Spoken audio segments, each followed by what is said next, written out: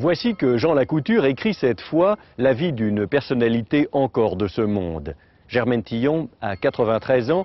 Ensemble, ils ont choisi un titre tout à fait approprié pour cet ouvrage qui paraît aux éditions du Seuil. Le témoignage est un combat.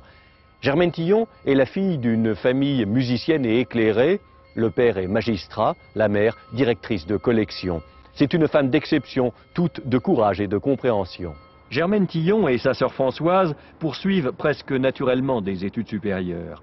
À l'école pratique des hautes études et au Collège de France, Germaine s'inscrit au cours du grand ethno-sociologue Marcel Mauss, son premier maître, auquel s'ajoutera par la suite Louis Massignon, l'expert du monde arabo-musulman.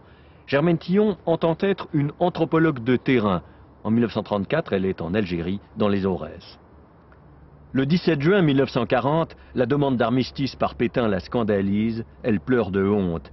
Elle sera du petit groupe qui fonde le premier réseau de résistance, celui du Musée de l'Homme. Elle entend faire quelque chose, raisonner après la défaite, combattre. Arrêtée, elle sera déportée à Ravensbrück. Après la guerre, elle retrouve l'Algérie et s'élève contre la torture. Germaine Tillon, conscience modeste, n'a jamais cessé de témoigner pour les progrès de l'esprit humain, comme disait Condorcet.